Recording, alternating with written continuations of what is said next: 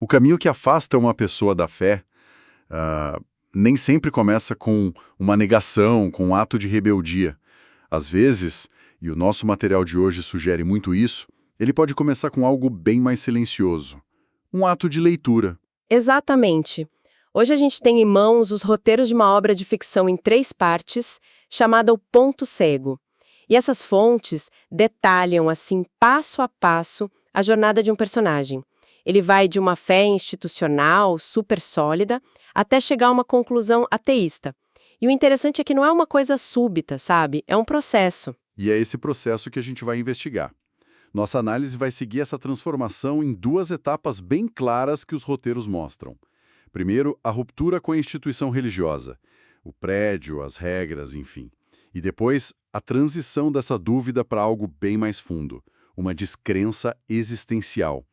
O que será que impulsiona cada passo, né? Olha, é bom a gente alinhar as expectativas. O nosso foco aqui não vai ser teológico, não vamos debater doutrina. A análise é narrativa. A gente está explorando como uma história é construída para retratar um questionamento que é, ao mesmo tempo, intelectual e muito pessoal. A questão central que o material levanta é esse conflito que explode quando a sua leitura, a leitura pessoal de um texto sagrado, bate de frente com a doutrina oficial, com a prática da instituição. Certo, então vamos para a primeira fase dessa jornada, a da ruptura com a instituição. O que me chama a atenção de cara é que o personagem não é um cético. Pelo contrário, a narrativa faz questão de dizer que ele foi formado dentro da fé. Ele é um produto daquele meio. E o catalisador de tudo é uma coisa aparentemente simples. Ele decide ler a Bíblia, por conta própria. E não só os trechos selecionados que ele ouvia nos sermões, né? Os greatest hits, digamos assim. Ele decide ler o texto na íntegra, de capa a capa. E é nessa leitura que ele acha uma passagem específica, em Atos, capítulo 17, versículo 24, que diz: "O Deus que fez o mundo e tudo o que nele há, não habita em templos feitos por mãos humanas." E essa frase, lida ali no silêncio, age como uma bomba. De repente, a lógica que sustentava o sistema dele começa a ruir. Peraí. Se o texto mais sagrado da fé dele diz que Deus não mora em templos, por que a vida religiosa dele gira inteiramente em torno de um?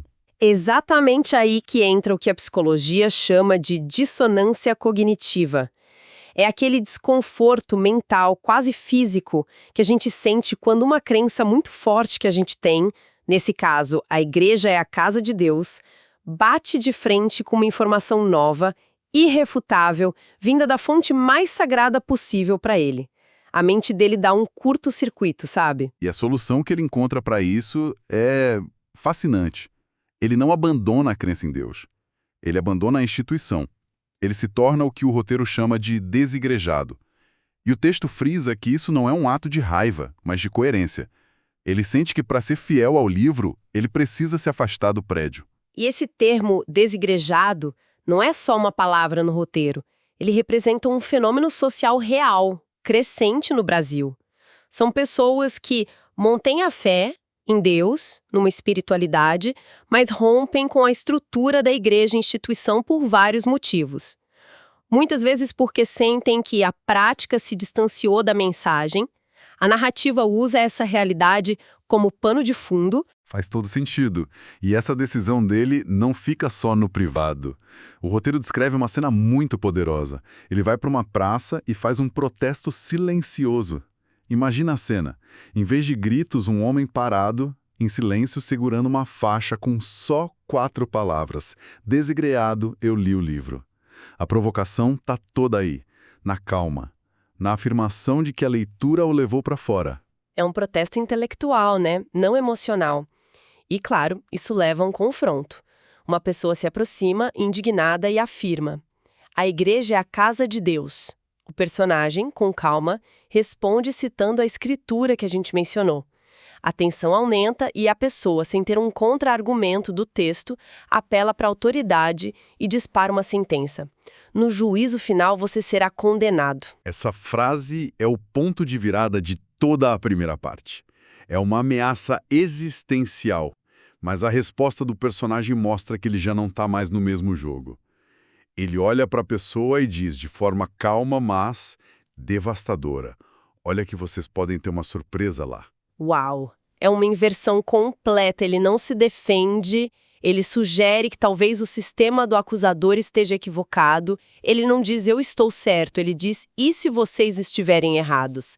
Nesse momento, a dúvida deixa de ser sobre regras da instituição e passa a ser sobre a própria natureza da realidade, sobre o juízo final. E é exatamente assim que o resumo da primeira saga que está no material encerra essa fase.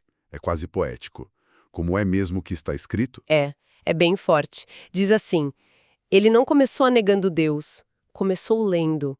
Ao sair da igreja, ouviu uma sentença sobre o juízo final, a resposta ficou no ar. Agora, a dúvida não é mais institucional, é existencial. Essa resposta dele no final, olha que vocês podem ter uma surpresa lá, é de arrepiar, porque, como você disse, ele transferiu a dúvida do plano terreno para o plano cósmico.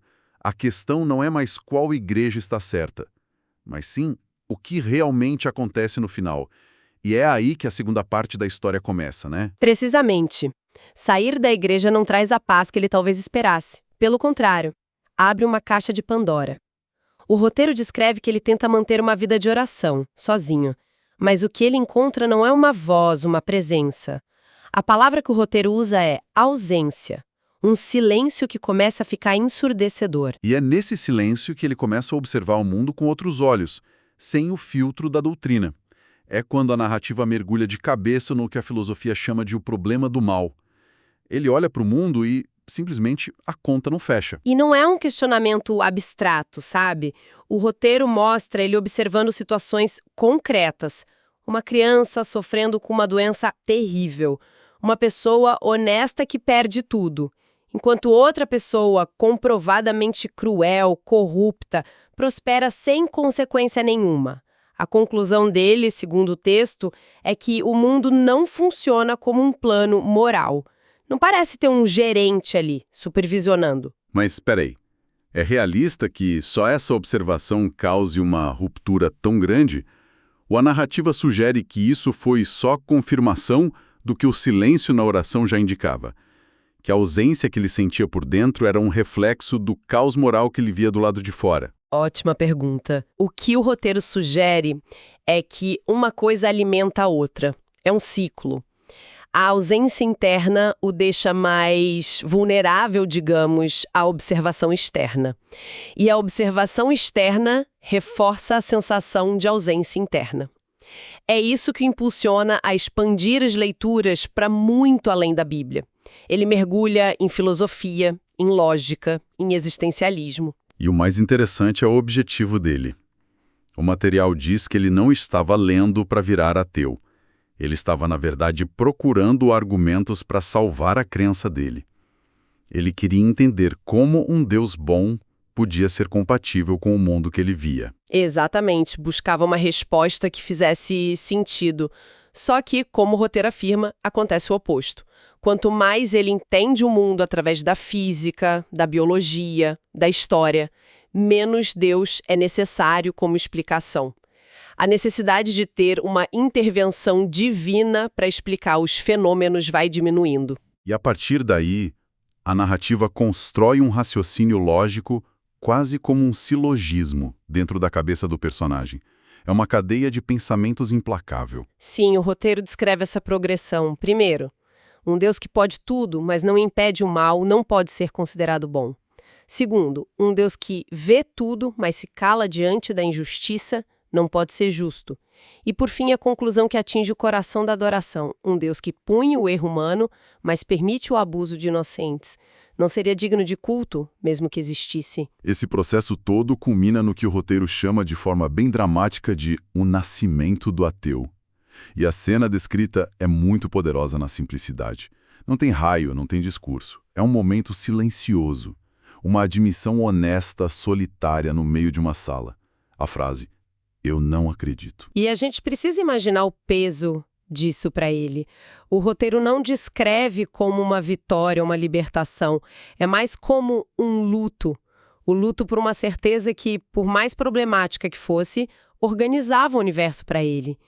E a narrativa enfatiza que essa conclusão não vem do orgulho, mas, e aqui eu cito a fonte, porque nenhuma resposta honesta chegou do outro lado. Essa frase é a chave de tudo. Não é uma rejeição, mas a consequência de uma busca que terminou no vazio. E o que vem depois? A história não acaba aí. Pelo contrário, parece que é aí que o trabalho de verdade começa. Sim, a história passa a explorar as consequências. O ateísmo, na perspectiva do personagem, não é um consolo. É uma transferência brutal de responsabilidade. Sem um plano divino, sem destino, sem uma rede de segurança cósmica, o que sobra? Apenas as escolhas humanas e suas consequências no mundo real. Cada ato de bondade ou crueldade passa a ter um peso imenso, porque não tem uma justiça final para equilibrar a balança. A responsabilidade é toda nossa. Isso me leva à reflexão final do personagem, que é duríssima.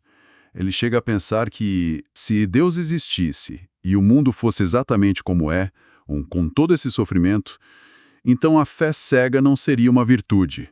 Nas palavras do texto, seria conformismo, seria aceitar o inaceitável. E é aqui que os roteiros definem o significado do título O Ponto Cego.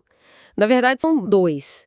O da primeira parte, da fase institucional, é definido como o medo de ler. E isso nos leva de volta ao começo. A ironia é que a ferramenta que a instituição promove, o livro sagrado, se torna um instrumento para questioná-la. O ponto cego não é a falta de fé, é o medo do que uma leitura sem intermediários pode revelar. E o segundo ponto cego, o da fase existencial? O segundo é mais sutil. É definido como achar que quem questiona perdeu algo. É a percepção de fora, da comunidade que ele deixou, de que essa jornada é uma perda, uma tragédia espiritual. Mas, para o personagem, o roteiro sugere o exato oposto. No meio de tantas perdas da comunidade, da certeza, do consolo divino, o ato de questionar, de buscar a verdade honestamente, foi a única coisa que ele conseguiu preservar. A única coisa que sobrou. Então, recapitulando a nossa análise, traçamos essa jornada ficcional que começa com uma crise de coerência, impulsionada pela leitura das Escrituras, e evolui para uma crise existencial, alimentada pela observação do mundo e pela filosofia. O que se destaca na narrativa, e que a torna tão interessante, é como essa transição é mostrada não como um ato de raiva, mas como uma busca metódica, quase relutante, e, em muitos momentos, dolorosa, por uma visão de mundo que seja intelectualmente honesta. Uma jornada de dentro para fora. Perfeito. Uma busca por coerência que, ironicamente, o levou para um lugar que ele nunca imaginou. E para encerrar, fica uma reflexão que essas fontes nos provocam e que vai muito além desta história específica. A jornada toda do personagem começou quando ele decidiu ler um livro que é fundamental para a comunidade dele, de uma forma mais direta e crítica do que era o costume. O que nos deixa com uma pergunta que ecoa para muitas outras áreas, não só a religiosa. Sim. O que acontece quando um sistema de crenças, seja ele religioso, político, ideológico, incentiva a reverência a um texto fundador, mas, ao mesmo tempo, desencoraja ou até pune uma leitura independente e questionadora desse mesmo texto por parte dos seus seguidores? Que tipo de obediência isso gera? E, mais importante, que outros pontos cegos essa dinâmica pode estar criando, talvez sem que a gente perceba? O ponto cego é para causar desconforto.